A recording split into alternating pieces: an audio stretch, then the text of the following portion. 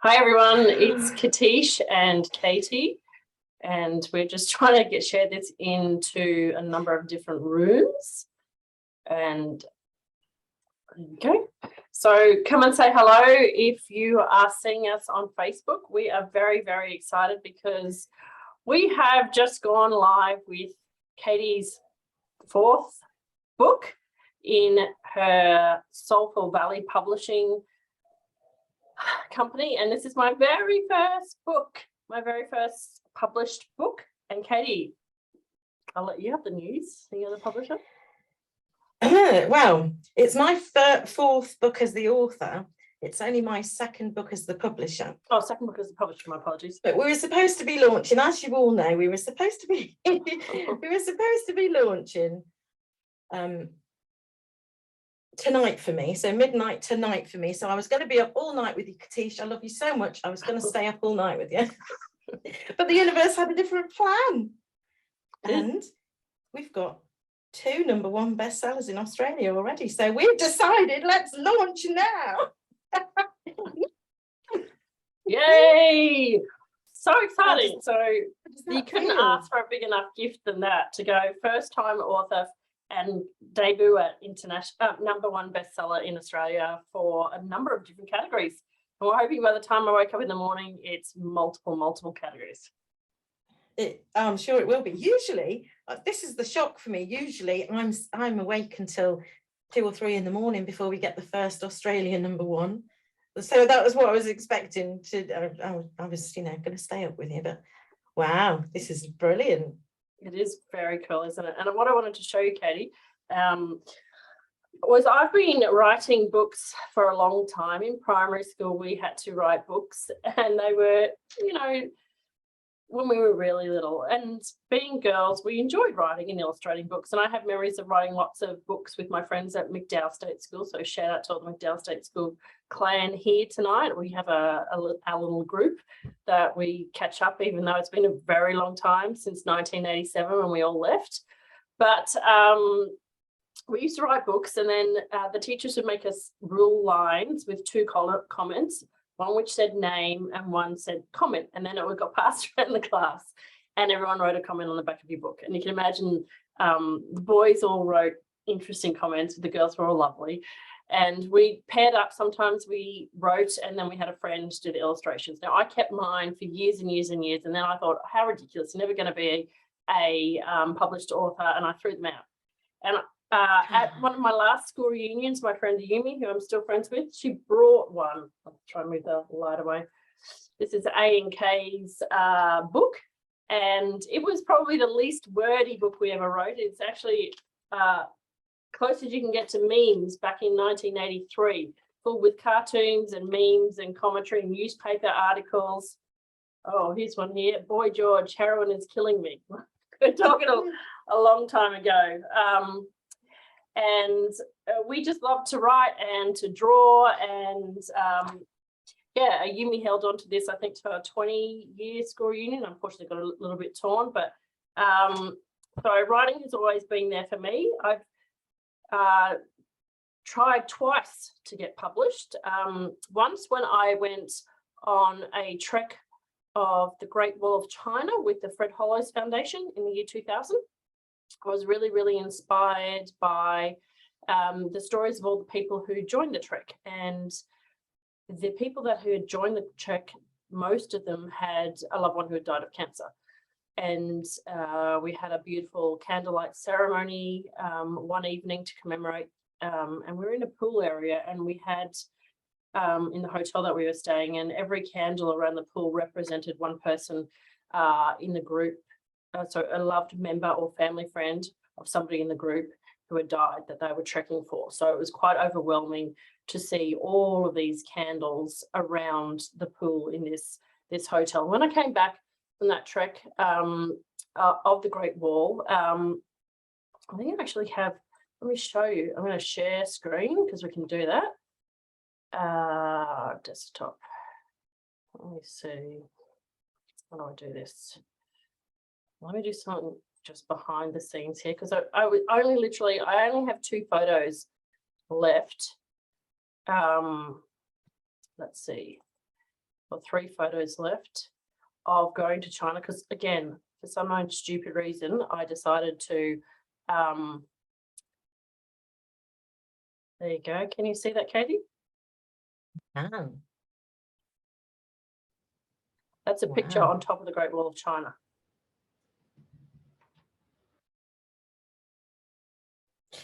And that's a trip I missed out on at school because I was doing my exams, and there was a school. Sorry? There was a school trip to do the Great Wall of China, and I missed out on that because I was doing my exams, so I couldn't go. Oh, right. So now okay. I'm getting to see your photos. Yeah, so this is, we didn't, as you can see, we didn't go to the tourist section. We trekked around the wall for several days. So it was quite, this is a hilarious photo. This is me trying to do like a Titanic photo, trying to explain to the other person to get the angle so they could see how high they were, but it really didn't work, did it? But yeah, so I was really inspired at that stage after coming back from this trek to China. And I wanted, and I tried to, I sat down and I said to my dad, I'm going to write a book about this. And Mum used to be, bless her soul, used to call me that I'm gonna do this, I'm gonna do that. And so I sat down for many attempts to write this story about China, and I didn't get there. And then after Dad died, I wrote a whole manuscript, 50,000 words. It took me 3 years, about the death of my father. And I actually shopped it to agents. So it was a much longer process than making contact with you. I shopped it to agents, and in the end, the agent said, I don't think the story is actually about death. I think it's about your photography, because I became a photographer after writing about the death of Dad, because I use photography as an inspiration. And I was like, no, you've missed the point. Okay. Then we had a few family shenanigans and it didn't get anywhere. But like, I spent 3 years of my life writing this book. I went to writing classes and everything, and it was in a box. And it wasn't until earlier last month I found out the reason why it didn't get launched spiritually. When I was talking to my friend Megan, the medium, and she brought through my father from the other side. And we learnt that my father, when he died, he actually attached to me as a spirit. So I couldn't write that story because I didn't know the whole story. Wow. So now I'm ready to write that story, and he's given me permission from heaven to write his story. And you've got the rest of it now as well. Yeah, and he wants me to write it from my perspective of, his death, and then what happened to me, and then the story of having him attached to me as a spirit, and the effect that had, remembering that I had him attached, and then I had my alchemist attached. So I had 2 major attachments affecting my life. So anyway, 2 big milestones in terms of trying to attempt to write a book. I can share this little poem. You can see from a young age, I was writing little scribbly poems. So like this one says, home, it's called Home. Home is a safe and happy place. Home is where I live. It is where my family is by the cozy fire. So, and my mum used to pin them in this book. There's another really, earth-shattering poem I wrote here, which is called Stones. Stones are everywhere in the world. They are in walls. Some are shaped like balls. Stones come in all different colours. Some are bright, some are dull. I like stones. And that was from me when I was in 4th grade. My mum had this book with all the stuff stuck in. And so been writing for a long time and very hit and miss. So I just wanted to say a very big thank you, Katie, because I went through all these challenges trying to get some kind of a story published, burning desire to be an author. And it's really difficult to get an agent's attention. To get an agent, and then you've got to go to sell it to a publisher, and it's like you go around in circles and you write, you spend, I did courses to learn how to write submissions for books to agents, and then the agents have got to sell it to the publisher. And I didn't have to do anything like that with you. I just Yeah. And then Well, isn't it's all bizarre, because I was actually talking to Alan about you yesterday after watching your podcast interview. And I said to Alan, there's been something about Katische ever since I interviewed you on the podcast the first time, or probably before then, because I asked you to be interviewed on the podcast. But it was you that I wanted to do my 50th episode interview with me. It was you that I wanted to do the 1 year episode with me. And when I announced that I was launching a publishing house, you were the person that came straight on a Zoom with me to talk about the publishing house. So, and then you've been the person who's gone through everything you've gone through with past life regressions and spirit releasements and all the juicy things that you've done over the last year that helped me to release past life issues that were really holding me back earlier this year. So if you hadn't done all of that, I wouldn't be exactly where I am now. So thank you. I don't know if I would have released this book without that. Oh, it's my honor and privilege. It's a process, and for me, actually, I had to do some work in terms of being anxious about, what if I'm in this group where there's 19 other ladies who have written this book, and what if I'm the only one that doesn't get to bestseller status? Have I failed? Have I missed an opportunity? Have I not done enough marketing? This is a person who has a master's in marketing and was a university lecturer of marketing. Have I failed myself? And, Cindy Porter and I and Vivian Watson and I were talking about it. And it's you have to release the worry. What will be. And in worst case scenario, you get no sales, you've still published a book, right? And I had to do the inner work to release it. And then I was like, I realized that for me, the transformation is not actually about having a published book.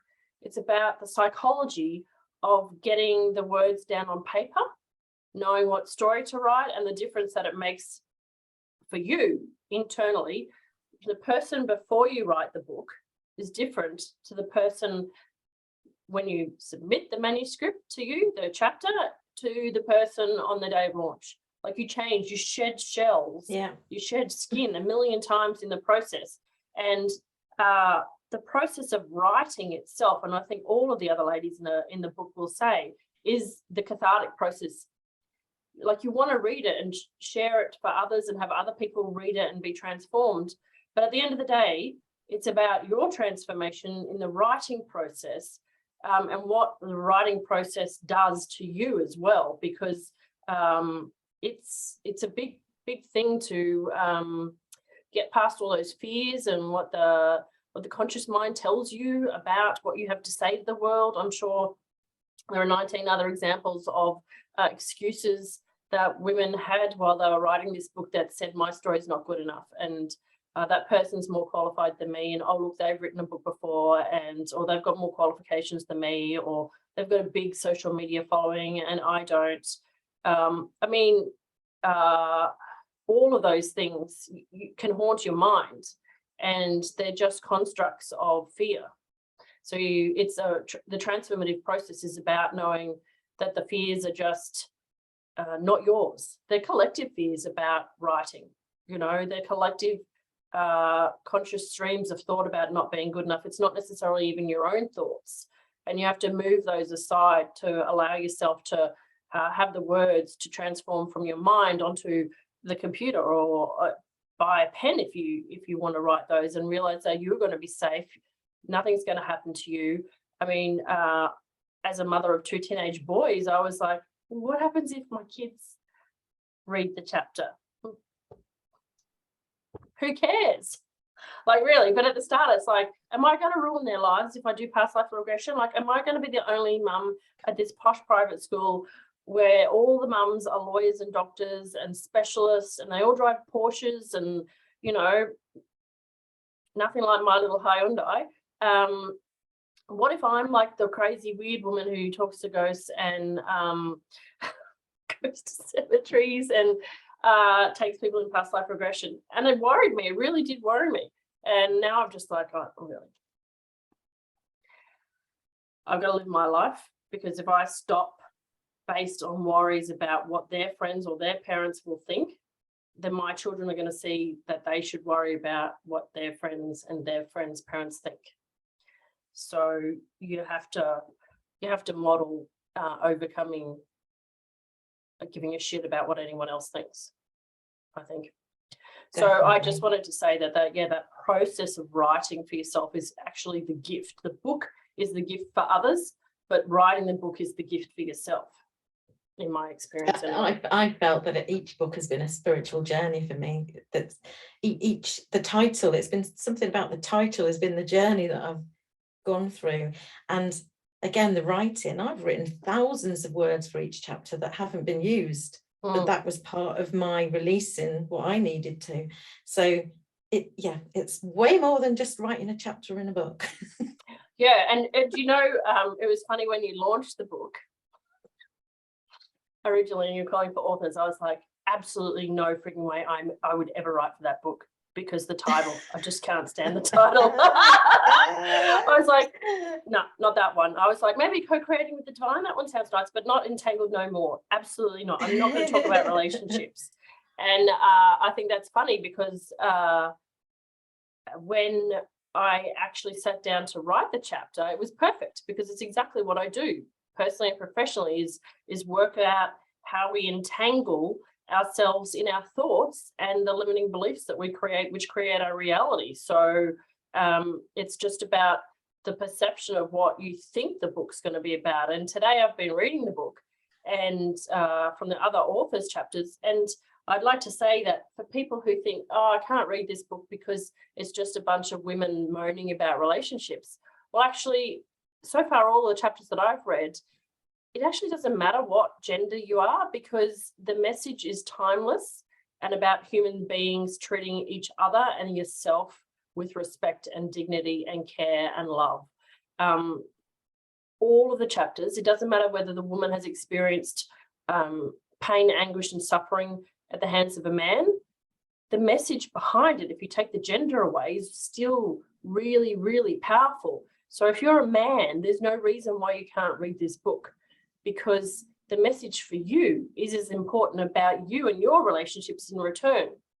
So don't let a woman treat you bad, and women don't let a man treat you bad, and women don't let other women treat you bad. It doesn't matter what gender you are, or even if you don't have a gender, if you're non-gender, doesn't matter which way you identify yourself. I think that all of the chapters that I've been reading so far, we're talking about yourself at a soul level, on a spiritual level, and how you treat yourself as a human being, and how you treat other people as a human being, and how you experience and get over when there's no dignity, when the fear is dictating and driving a relationship, or when you are entangled in a toxic situation. And the lesson is for everybody, irrespective of what you call yourself and how you identify yourself. So I just wanted to say that if you saw the title of the book and you thought, oh, I don't want to read about, that it'll just be man bashing or whatever, it's not. It's really at a much higher level. All of the authors and all the chapters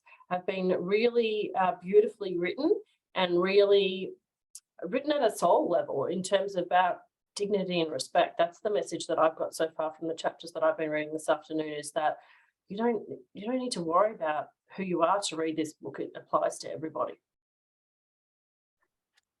Thanks, Katische. And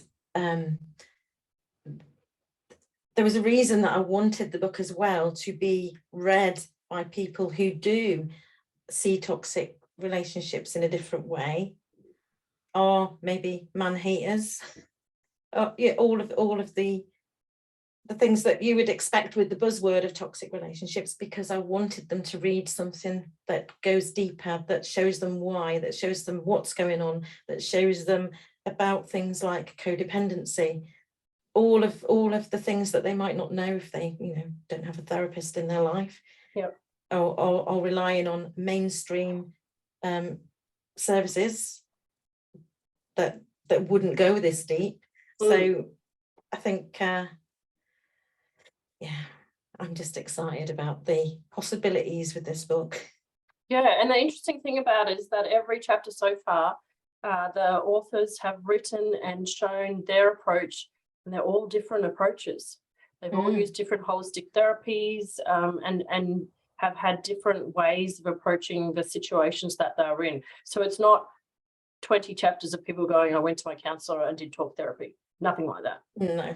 And it's not 20 chapters of women saying, well, I ate a lot of chocolate cake, drank wine, and went out and went partying. Nothing like that either. It's each woman has learned something very specific about herself, about what she was accepting for herself, in relationships, in work relationships, with her own mind, and then all of the different things that she's tried, and then what worked for her and what she recommends and how she can help. And that will be different from the very next chapter. So that all the stories are very deep and very unique. I mean, Desiree talks about toxic bosses, and we've all had toxic bosses. And I think that's why a lot of us end up being entrepreneurs, is we just won't stomach that anymore. I read Diane's chapter about her toxic boss, and as I read her chapter, I was laughing to myself because she was sharing exactly things that I did.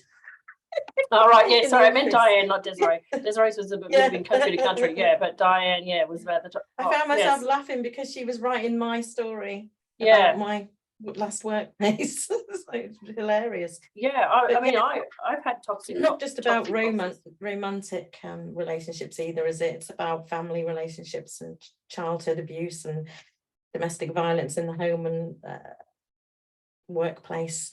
The self. Ailish has got a wonderful chapter, and that's about the relationship with yourself. So yeah, there's just something for everybody there. Yeah, and Ailish's chapter was very interesting to see how she overcame a terminal illness and used hypnotherapy. So as a hypnotherapist myself, I found her chapter very interesting to see how she confronted death and having a child and the fear of death, and really understood the importance of embodiment, and how if we don't embrace the messages that our body gives us, how that will then manifest as illness, and then how she used her mind to overcome illness. So yeah, there's just so much there, so many different chapters, and I'm only I was like kind of reading in between posting and getting ready, and wanting to give full attention to each chapter, and I think I've read about 4 chapters now. So yeah, there's a lot of chapters to go.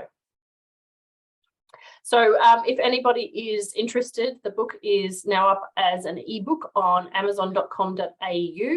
It's officially launched on amazon.com.au, and the book is, you don't need to have a Kindle to download it. You can use it on any book reader. You can read it on screen, and you can also have it as a PDF. So don't let that worry you. Katie, can you want to tell us a little bit about the charity that all the proceeds are going to? Yeah, let me just say as well again about the book. If you know someone that could use this book in their lives, you can gift the book as well. Okay. But make sure that they download it for it to count towards our bestseller campaign, let's say. But the proceeds of this book are all going to a charity that's local to me called Integrated Cancer Therapies. And the reason that I support that charity was because of a beautiful soul called Steve Rawson, who was a volunteer at my charity that was called Stages, that I closed at the end of 2019. And he also volunteered for Integrated Cancer Therapies. And during the COVID period, Steve continued to, when he could, when he was allowed, he used to come over here and we used to swap therapies. And he told me a lot about Integrated Cancer Therapies and the work that they do. And because they're local, I wanted to support them because I know what it's like to run a local charity with not a lot of funding. Steve sadly passed away in June this year of cancer, ironically. And so this launch for me is in memory of him. Yeah, and it's nice to know that he's here guiding us with this launch, and that it is the local charity, because it was your local support that helped you get through the tough times. And I remember when you know, I remember the first thing I thought, one of the first things I knew about you was that you got the Corby Award for, what was it? Oh, I won the Educational Spirit of Corby Award in Yeah, that's right. 2017 for my charity work. Yeah, I did, yeah. Yeah, I mean, I was talking to Colin the other day and he said, where does Katie live? And I said, well, I know Corby. It has to be Corby because she won the Spirit of Corby Award.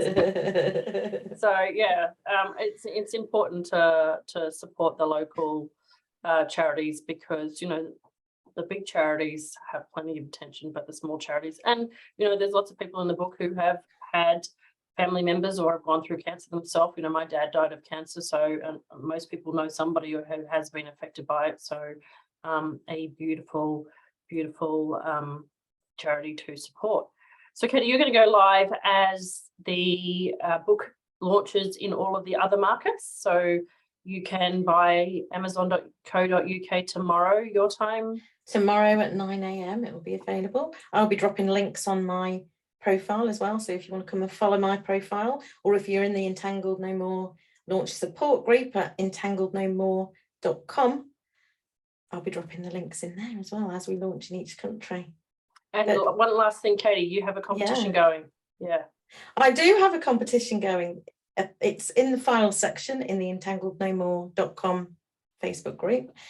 And you can win a chapter in my next book if you support our launch and follow the instructions in the PDF that's clickable. So I've made it easy for you to do the things that you need to do to get the points to be in for a chance of winning. But there's a few prizes, but the main prize is a chapter in my next book. Perfect. Great opportunity. And you can also contact Katie or myself if you would like to secure yourself a chapter without going into the competition. Katie's got 2 books coming up, Co-Creating with the Divine and Manifesting Diva. That's right, got it right? It's the second in the Evolving on Purpose series. So it's Evolving on Purpose, Co-Creating with the Divine. And then the first book of 2023 is Becoming the Manifesting Diva, Creating Ripples While You Flow. So if either of those books feel good. Very good. Perfect. You can come and be best-selling authors too. That's right. Oh, and I have to say, sorry, my hand looks green in the... if you think you don't have a big enough social media following, here's my tip for you. I've quit Facebook, I think, 6 times since 2006. Completely deleted my profile and started again. Last year, when I started my podcast, the Infinite Life podcast, I totally completed and deleted my Facebook and all social media completely, totally trashed it. So I was not on Facebook or any forms of social media for about 6 months, and I only came on early this year. So with Katie's Whiz Genius, I have about 200 friends on Facebook, 50 on Instagram. My views on YouTube are like 10 views per video, and I still got that. But on this, yeah, and in one of these books, you know, we've got 20 of us, so we've got 20 networks. Some of us have got podcasts, so we've all been putting it out there. So you don't have to be the one that has the huge audience. Yeah, that's what I mean. Yeah, and you can be like me and love hate social media and come that's back. What I'm trying to do. That's what your job is, right? Yeah. Yeah, my job is to build audiences for you. Yeah, and you provided us with all the social media, graphics, and you did all the formatting, the editing. Well, Angela did the editing, but you provided this service by her, everything in the back end to get it up and launched on Amazon. You don't need to know a single bit about Amazon to be part of it. That's what I liked. And you don't have to go through an agent, which is very time consuming, as I know. Which you may never get there with either. No, you may never. And you'll go through the cycle of all of that rejection and not feeling good enough, which is not good for anybody. No. We've all got stories. I think we've all got stories to share that are important. And who can tell you that you can't share your story, that it's not good enough, it's not right, is it? So this is why these kind of publishing houses have been created. Yeah, particularly to mine. empower people to share their stories. Yep. Yeah. Yeah. All right, Katie. Well, I will love you and leave you. And thank you to everybody who supports integrated cancer therapies and our launch as we go global and international best-selling authors. Do it while I sleep. Well, yeah, you've got to wait until tomorrow for that bit. Yeah, that's right. Yep. All right, But we'll then. see what happens the rest of this evening for you in Australia. We will see what happens. Stay tuned. We'll put the links to the book in the bottom of this. Thanks, everyone. Bye. Bye.